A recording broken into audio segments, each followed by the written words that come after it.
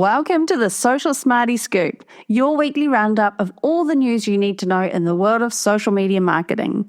Let's dive into the updates for the week ending the 26th of January 2025.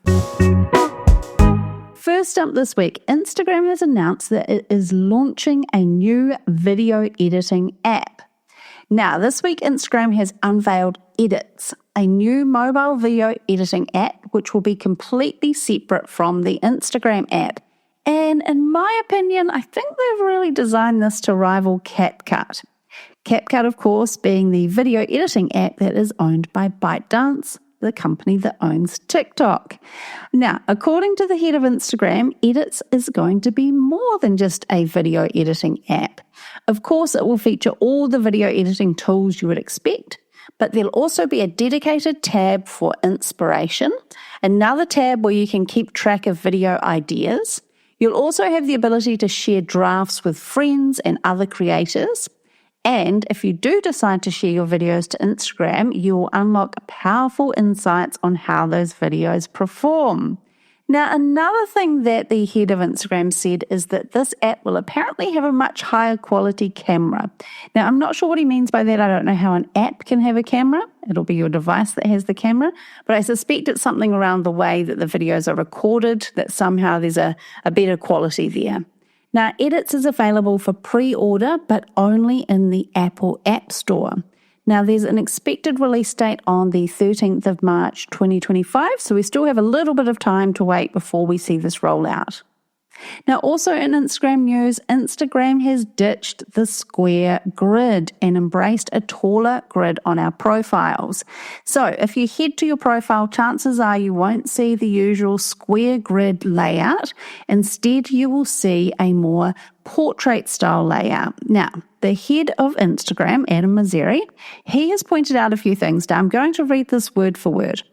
We started with the tall grid because most photos and videos uploaded to Instagram at this point are vertical, and rectangles do a better job showing off those photos and videos. Now, he also explained that they are going to be moving the highlights.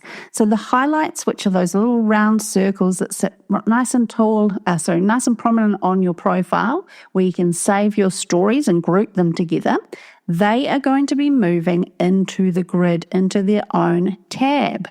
Now, I'm not a huge fan of this. I feel like the highlights are a very clear way to tell a story or share information, key information that you want to share. I don't see people going and digging around into your tabs and looking at your highlights there. I could be wrong, but let's see how this rolls out.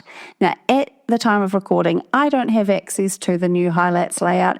I do not have access even to the new portrait or rectangular layout. I'm still seeing the good old squares.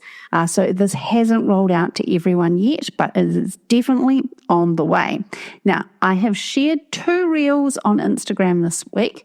One which explains what size you should be creating your content in now, and another one that shows you how to tidy up your grid if it is not looking so good in the new layout. So head to the show notes and check out those reels.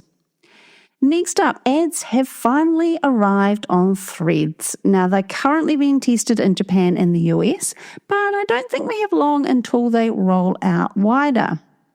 Instagram has increased the maximum length of reels on the platform from 90 seconds to 3 minutes. Now, the interesting thing about this is previously we were told that reels needed to be under 90 seconds to be recommended to non-followers. But with this new 3-minute maximum length, we have also been given some clarification by Instagram saying that yes, these longer reels are also eligible to be pushed out to non-followers via recommendations. So basically you have the green light to go ahead with reels up to 3 minutes, but make sure that you are holding people's attention. 3 minutes is a long time to hold someone's attention, so make sure that you are not waffling or your reels are 3 minutes long just for the sake of being 3 minutes long. Meta has launched a new breakthrough bonus program targeting TikTok creators, offering them up to $5,000 in bonuses for posting on Facebook and Instagram. Now, with TikTok's future in the US still a little bit uncertain, Meta is seizing the moment to lure creators with monetization perks and free Meta verified subscriptions. It'll be interesting to see if this can pull some creators away from TikTok.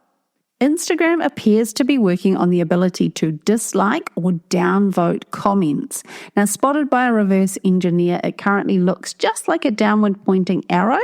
Personally, I don't think we need this on the platform. Now, also in Threads news, you can now schedule posts right in the Threads app without having to use a third-party scheduling tool. TikTok now lets you preview your video cover before posting to see how it will appear in your grid.